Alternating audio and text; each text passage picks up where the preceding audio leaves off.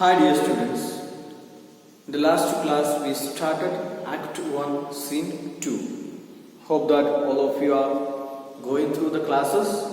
So today we will continue our classes. Before that I will just revise what we learned in the last class. In the last class we had seen Portia, the heiress of Belmont.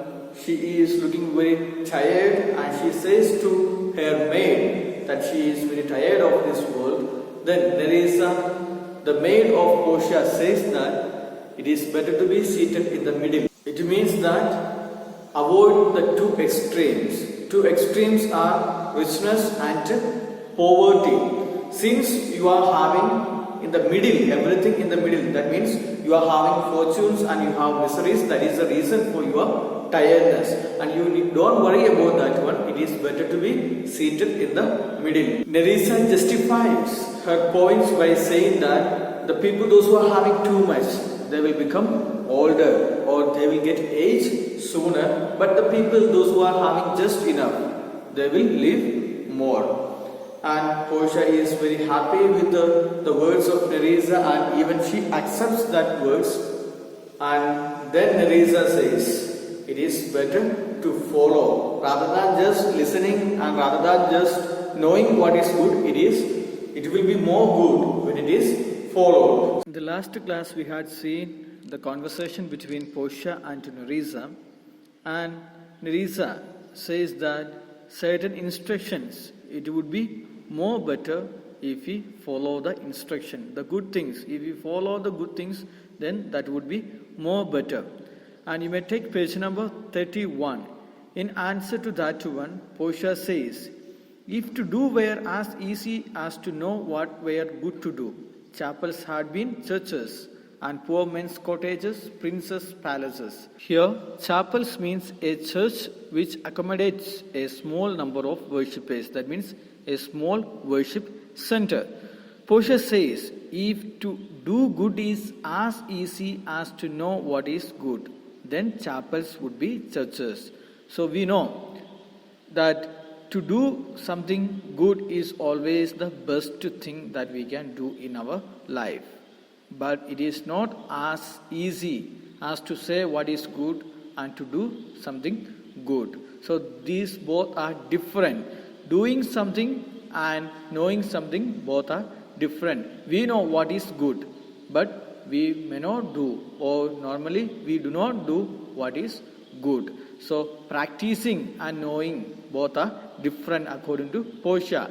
And if the people, all the people in the world, if they follow and if they know what is good and if they follow the good, or if they practice the good things, according to Portia, the chapels would have become churches. That means the small churches or the worship centers can become a big worship centers. And a poor man's houses, the hut, it can become a royal palace. So doing something good and knowing something good, both are different. If both are same, and if all the people are following what is good and practicing good in their life, according to Portia, then there won't be any kind of poverty. The poor people's cottages or the hut, they would become royal palaces. Then she continues, it is good divine that follows his own instructions. It is a good divine. Good divine means preacher. Divine means preacher. So you may just take the right side there, all the meanings are given. You can just read the meaning. So good divine means preacher, a good preacher. It is a good preacher who follows his own instructions. So in order to become a good preacher, a good divine, what one must do in his life? He must follow his own teachings first. Then, I can easier teach 20 what were good to be done than be one of the 20 to follow mine own teaching. It means that it is easy for me to teach 20 people what is good in the life, but it is hard for me to force them to follow at least one of my teachings. And at the same time, one more message we can get from this conversation, that Portia in a way says that even I can teach 20 people what is good, but even I cannot follow my own instructions in my life. Then she continues, the brain may devise laws for the blood. The brain may devise means frame. The brain can frame the laws for blood here, the body. So brain makes the moral laws for the body, but what happens? But a hot temper leaps over a cold decree. The brain frames or devises the laws for the body, but the hot temper, that means the bodily desires, the desires or the heat of the body disobeys the laws created by our brain. Always the brain creates many laws, but the body always disobeys the laws created by the brain. Such a hair is a madness, the youth, to skip over the measures of good counsel, the cripple. The meaning is given there. Youthful high spirits are like a hare. Hare means it is an animal in the category of leopards. So the youthful high spirits or the impulses, they are just like a hare. And what happens to these impulses which easily leap over the nets? The youthful impulses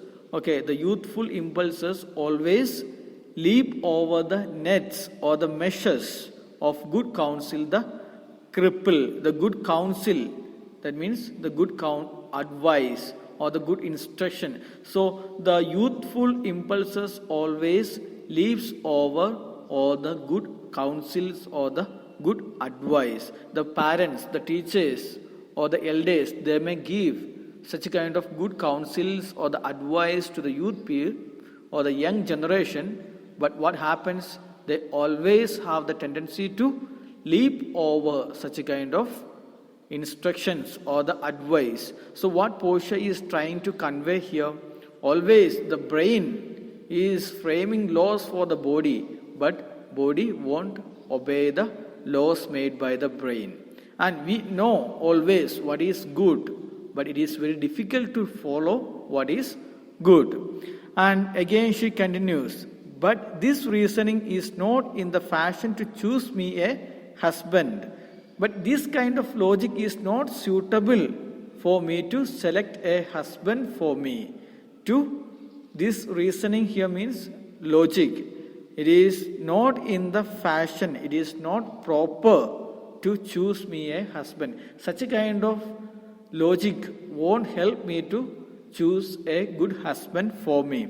Because, O me, the word choose, I may neither choose whom I would nor refuse whom I dislike. So is the will of a living daughter curbed by the will of a dead father. Curbed means controlled or restrained by will of her dead father.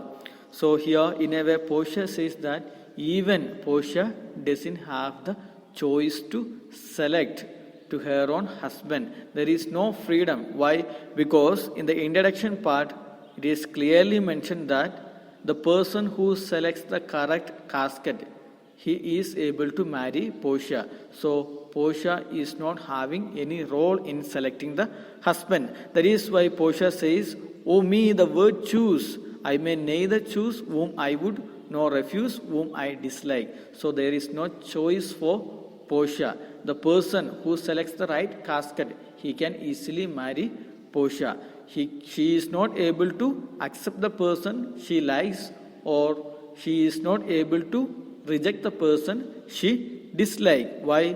Because the will of living daughter, that means the will of Portia is curbed or controlled by whom? By the will of her father, the dead father.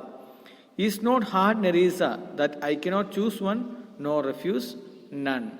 So Portia is asking a question to Nerissa that it is so hard, Nerissa. Is it hard, Nerissa, that I cannot accept the person whom I like, or I cannot reject the person whom I do not like? So in an answer to that, Nerissa says, your father was ever virtuous.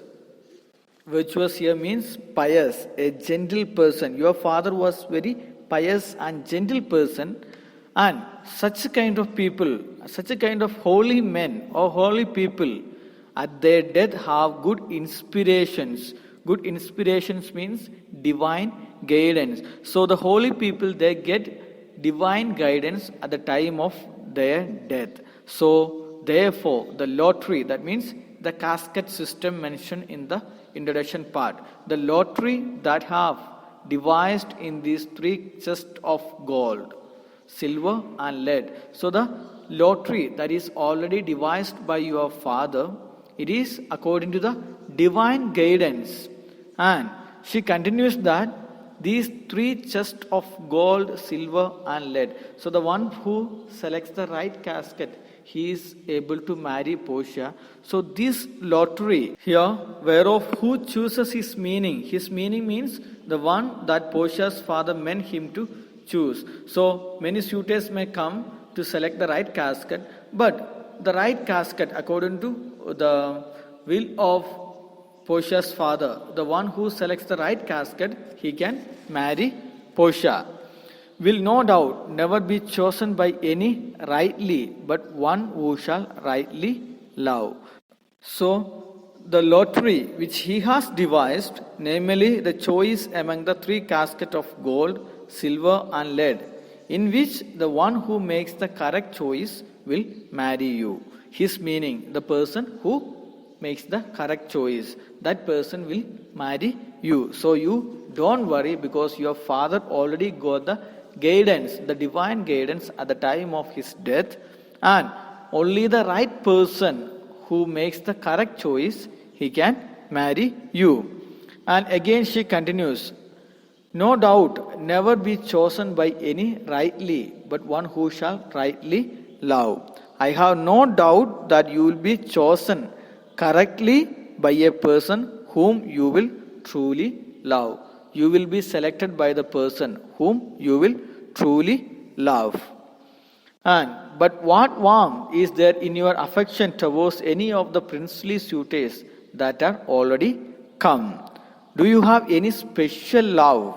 She is asking to Portia that, do you have any special love for any one of the princely suitors who have already come? So introduction part, we had seen that Portia conveys her disapproval towards the suitors, those who came early. So here Nerissa is asking, what is your opinion about the suitors, those who came early? I hope that you understood what we discussed today. In page number 31, we had seen that Portia is saying to Nerissa that doing good and doing good both are different. And if all the people are following what is good, then easily the poor houses could become the royal palaces. So it is not that much easy to follow all the good things. It is not easy as to know good as to do good. And again, she is saying her worries to Nerissa about her marriage, and she says that even she is not able to select her own husband according to her desire. Then in an answer to that, Nerissa says that Portia's father was such a virtuous or pious person, so he might have got such a divine guidance. So he made this casket, and only the person who truly loves Portia, only that person will select the right casket. And finally Nerissa concludes that there are many suitors already came to see Portia. So now Portia, she is asking to Portia to say Portia's opinions about the suitors, those who came already. We will discuss about the suitors, those who came to marry Portia in the next class. Have a nice day. Thank you.